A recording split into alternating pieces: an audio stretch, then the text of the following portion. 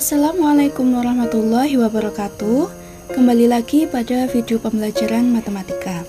Kali ini kita akan membahas tentang mata kuliah geometri transformasi. Dan pada pembahasan kali ini kita akan membahas tentang pembahasan contoh persoalan pembuktian dan teorema pada bab transformasi di bidang Euclid. Oke, selanjutnya pembahasan kita akan ada 3. Yang pertama adalah kita akan membahas contoh persoalan pada 1.17. Yang kedua adalah contoh persoalan pada 1.18. Dan yang ketiga adalah pembahasan pada pembuktian teorema 1.6. Yang pertama kita akan membahas tentang persoalan pada contoh 1.17. Pada contoh 1.17 ini terdapat suatu persoalan seperti berikut. Jadi, diberikan sebuah lingkaran dengan jari-jari yang berupa R dan pusat titik yang dinamakan A pada bidang Euclid. Nah, di sini ditetapkan relasi T sebagai berikut. Jadi, untuk setiap P, di mana P ini adalah elemen dari V, maka TP dapat kita nyatakan sama dengan Q. Sehingga AP dikali dengan AQ sama dengan R pangkat 2. Atau R kuadrat. Jadi pertanyaannya adalah apakah T ini merupakan suatu transformasi? Nah, untuk membuktikan apakah T ini suatu transformasi, maka ada beberapa hal yang harus dibuktikan. Jadi untuk penyelesaiannya harus ada beberapa syarat yang terpenuhi.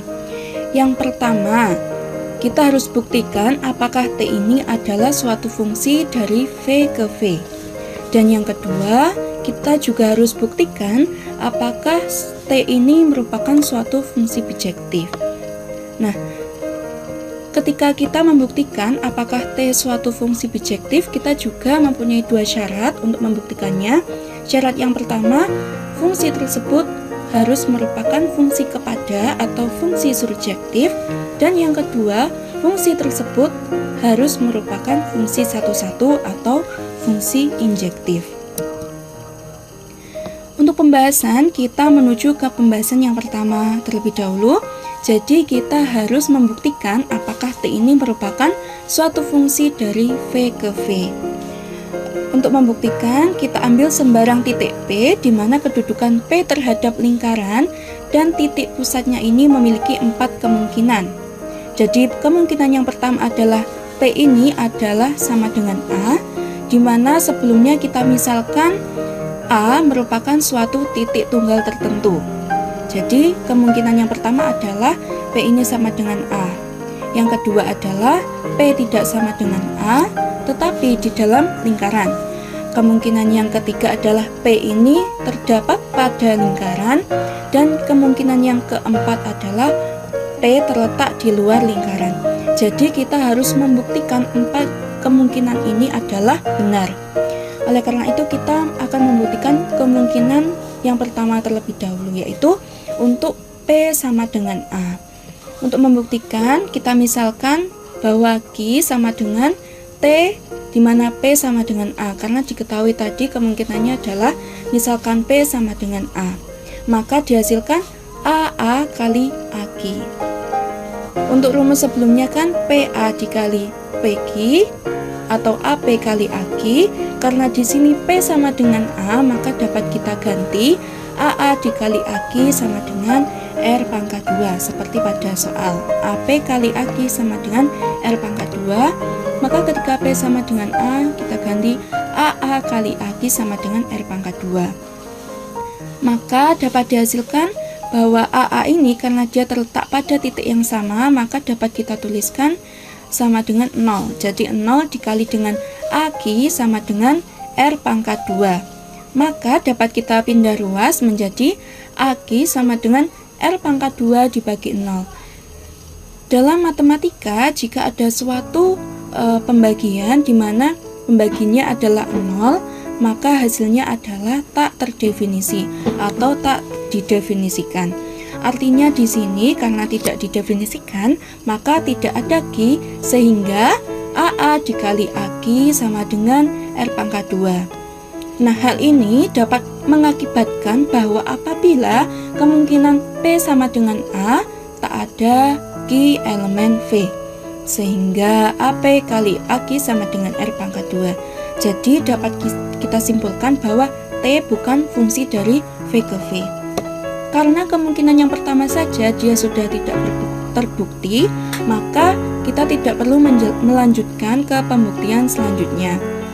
Karena salah satu syarat saja dia sudah tidak dipenuhi, maka sudah dapat kita simpulkan bahwa T bukan merupakan suatu transformasi.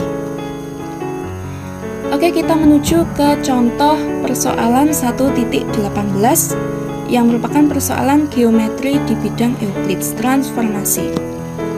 Nah, untuk contoh dari 1.18 ini persoalannya adalah seperti berikut. Jadi, ambil transformasi misalkan T1 yang ditetapkan sebagai seperti pada contoh 1.16. Nah, pada contoh 1.16 ini berbunyi, jadi misalkan V merupakan bidang Euclides dan A sebuah titik tertentu pada V, maka ditetapkan relasi T itu sebagai berikut. Jadi ada dua ketetapan. Yang pertama, TP sama dengan A jika P-nya sama dengan A. Dan yang kedua, apabila titik P elemen V dan P tidak sama dengan A, di mana TP sama dengan Q merupakan titik tengah ruas garis AP.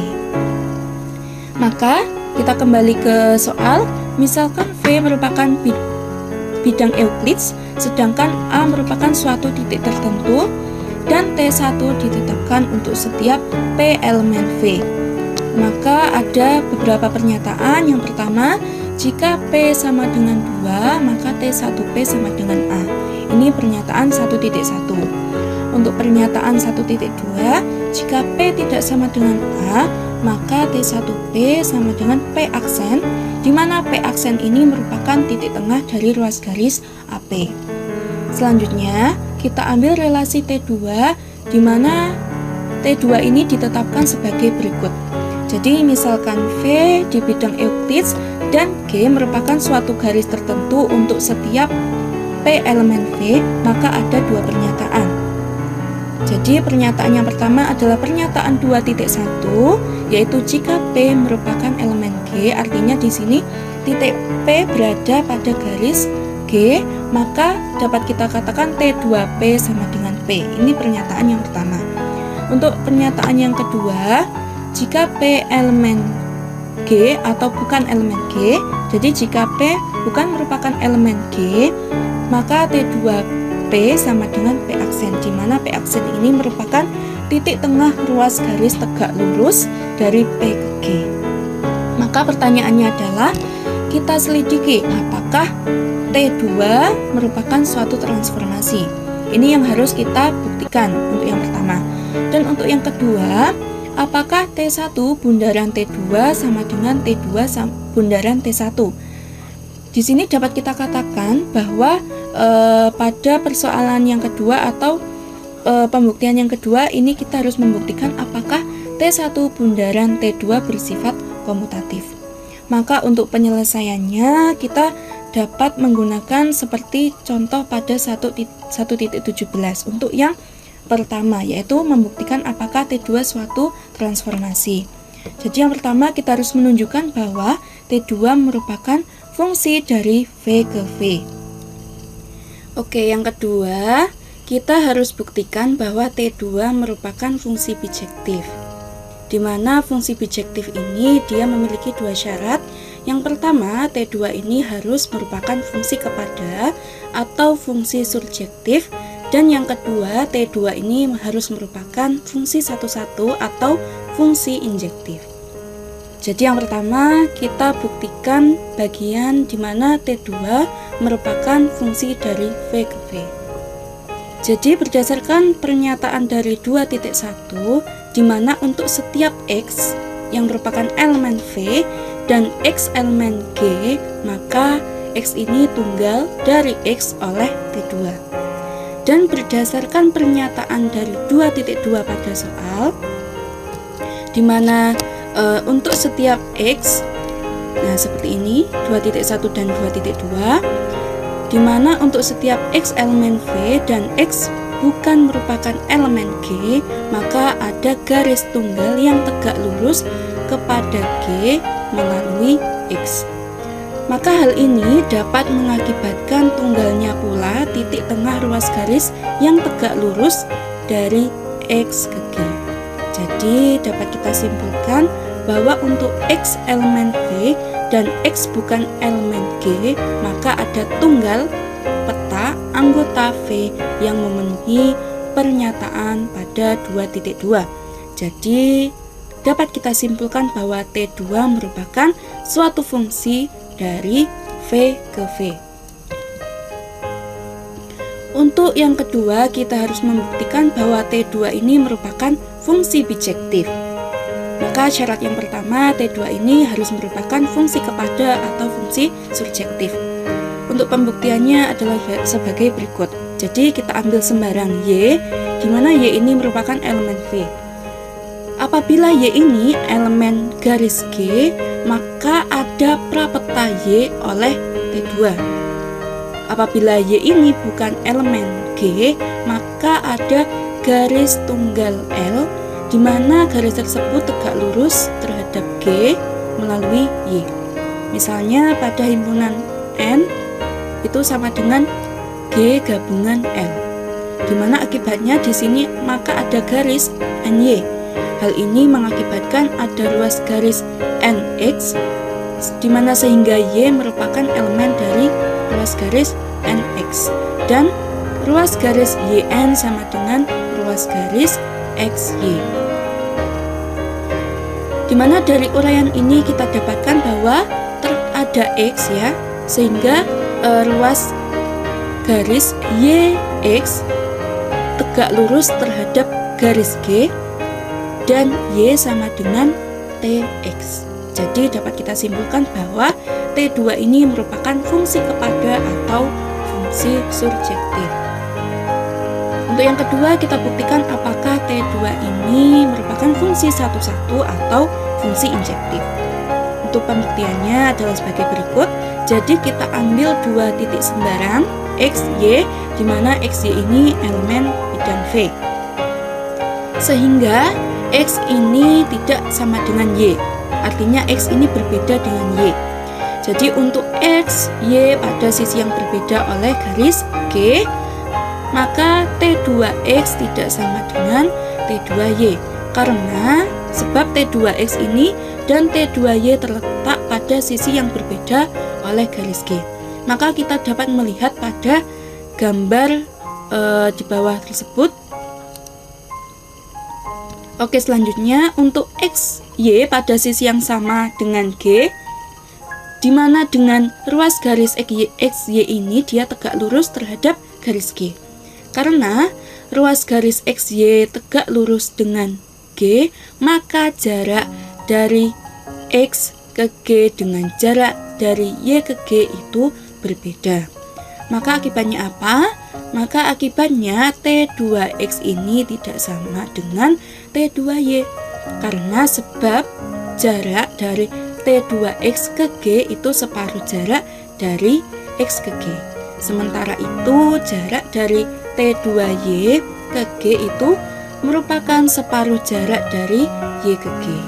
Dapat kita lihat juga pada gambar tersebut. Nah, selanjutnya untuk XY pada sisi yang sama oleh G, di mana ruas garis XY ini dia tidak tegak lurus terhadap garis G. Maka hal ini berakibat ada suatu garis L di mana dia melalui X tegak lurus terhadap garis G dan garis M melalui Y tegak lurus terhadap garis G. Sehingga garis G ini dia tegak lurus ya terhadap L. Jadi di situ tandanya bukan sejajar, yang betul adalah tegak lurus. Kemudian karena T2X ini elemen L dan T2Y itu elemen M dan L sejajar dengan M ya. Seperti pada gambar, jadi L sejajar dengan M, garis L sejajar dengan garis M, maka T2X ini dia tidak sama dengan T2Y. Seperti pada gambar ya. Jadi dapat kita simpulkan bahwa T2 ini merupakan fungsi satu-satu atau fungsi injektif. Karena T2 ini merupakan fungsi surjektif dan injektif, maka dapat kita katakan bahwa T2 ini merupakan fungsi bijektif. Dengan demikian, karena T2 tadi sudah dibuktikan bahwa merupakan fungsi dari V ke V dan bijektif, maka dapat kita simpulkan dan terbukti bahwa T2 ini merupakan suatu transformasi. Oke, yang kedua kita akan membuktikan bahwa tadi persoalannya adalah apakah T1 bundaran T2 ini sama dengan T2 bundaran T1, atau kita dapat menyatakan sebagai bukti kekomutatifan. Jadi yang pertama adalah kita ambil sumbu X sebagai garis G dan sumbu Y sebagai garis yang melalui titik A yang tegak lurus garis G. Jadi akibatnya di sini titik A dapat dimisalkan berkoordinat 0, B karena dia terdapat pada sumbu Y. Jadi kita ambil sembarang titik P, X, Y, di mana P, X, Y ini elemen bidang V. Sehingga didapatkan T1P sama dengan setengah X, setengah B ditambah Y. Jadi merupakan titik tengah dari ruas garis AP, di mana untuk setiap P, X, Y, dia itu merupakan elemen dari bidang V. Selanjutnya adalah T2P ini sama dengan X, setengah Y, di mana untuk setiap P, X, Y ini dia juga merupakan elemen dari bidang V. Maka kita dapat pandang ya, kita lihat bahwa T1 bundaran T2, jadi ini terkait dengan komposisi ya, karena dia ada bundaran. Jadi T1 bundaran T2 P itu sama dengan T1 T2 P ya, sama dengan T1 kita masukkan tadi X, setengah Y, karena di sini yang diminta adalah T2P. Tadi T2P-nya X, setengah Y kita masukkan. Sehingga didapatkan tadi T1-nya itu setengah X, setengah B ditambah Y, tinggal kita komposisikan.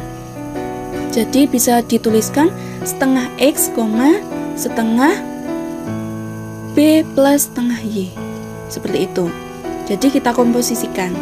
Sehingga didapatkan T2 bundaran T1P ini itu sama dengan T2, di mana dia T1P itu sama dengan T2 setengah X, setengah kali B plus Y itu sama dengan setengah X, 1/4 kali B plus Y. Jadi di sini T1 bundaran T2P itu tidak sama dengan T2 bundaran T1P. Karena tadi kalau di T1 bundaran T2P dia itu hasilnya itu setengah X, setengah B plus setengah Y. Sedangkan T2 bundaran T1P itu menghasilkan setengah X, 1/4 kali B plus Y.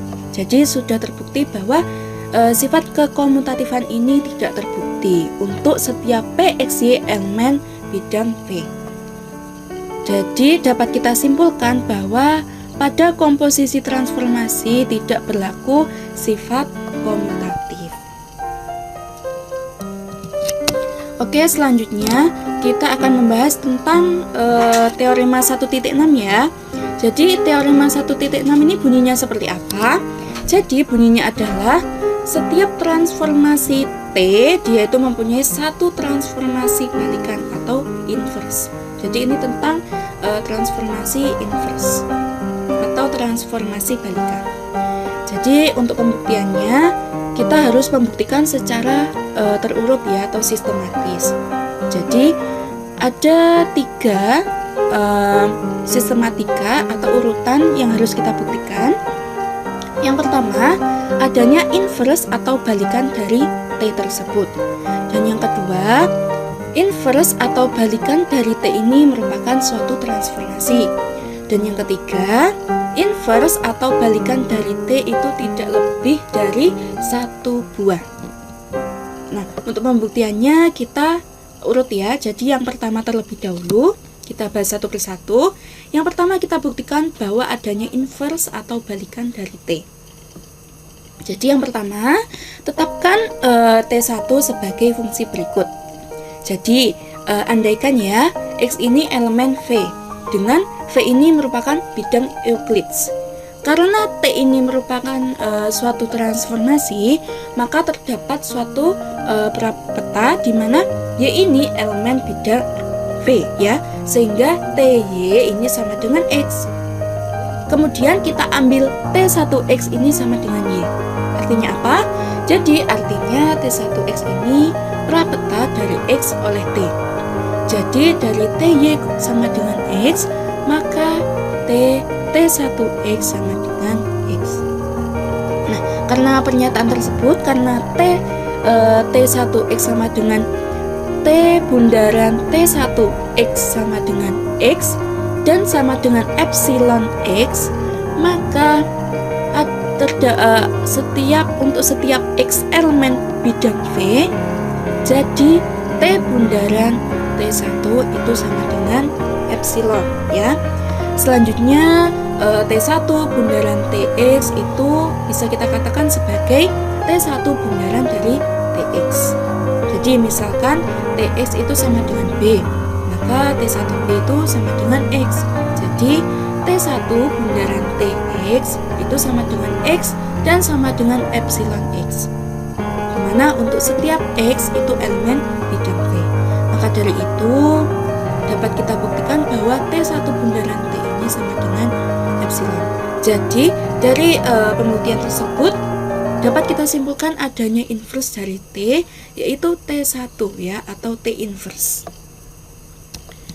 Nah, pembuktian yang kedua, yaitu urutan yang kedua, kita harus membuktikan apakah inverse atau balikan dari T ini, yaitu T1 ini merupakan suatu transformasi. Jadi, berdasarkan uraian penetapan T1 tadi, jelas ya bahwa T1 ini merupakan suatu fungsi kepada atau fungsi surjektif dari V ke V. Jadi di sini kita cukup menunjukkan T1 merupakan suatu fungsi injektif atau fungsi satu-satu saja. Untuk itu, sekarang kita ambil sembarang unsur X1 dan X2 pada V. Sehingga T1 X1 itu sama dengan T1 X2. Kemudian kita misalkan A ini sama dengan T1 X1, sehingga sama dengan T1 X2 ya. Karena T2 ini sama dengan T1 X1 sama dengan X1 dan TA sama dengan T1 X2 sama dengan X2 ya. Maka X1 ini dapat kita nyatakan sama dengan X2. Kemudian jadi T1 ini merupakan fungsi injektif atau fungsi satu-satu. Jadi karena T1 fungsi dari V kepada V dan satu-satu, maka dapat kita simpulkan bahwa T1 ini merupakan fungsi bijektif. Nah, apa akibatnya? Maka akibatnya bahwa T1 ini merupakan suatu transformasi. Jadi dapat dibuktikan ya, dapat terbukti bahwa inverse dari T yaitu T1 ini merupakan suatu transformasi. Yang ketiga adalah kita harus membuktikan bahwa transformasi inverse atau transformasi balikan dari T ini tidak lebih dari 1. Jadi andaikan nih ada dua transformasi balikan dari T atau inverse dari T selain T1, yaitu T2, sehingga T2 bundaran T sama dengan T bundaran T2 sama dengan epsilon. Jadi kita ambil T1 bundaran T ini sama dengan epsilon, sehingga maka T1 bundaran T bundaran T2, jadi T1 ini kita komposisikan terlebih dahulu dengan T, kemudian hasilnya dikomposisikan dengan T2, maka menghasilkan epsilon bundaran T2. Kemudian menghasilkan T1 bundaran T bundaran T2 sama dengan T2. Kemudian T1 bundaran X epsilon sama dengan T2, di mana T2 ini merupakan transformasi inverse dari T, sehingga mengakibatkan T1 sama dengan T2. Jadi dari serangkaian bukti ini dapat disimpulkan bahwa hanya ada satu transformasi inverse dari T, ya, yaitu T1. Oke teman-teman semua, sekian dulu ya video pembelajaran tentang geometri transformasi yang membahas tentang transformasi dan komposisi pada bidang Euclides. Terima kasih sudah menonton video ini, semoga bermanfaat bagi kita semua. Wassalamualaikum warahmatullahi wabarakatuh.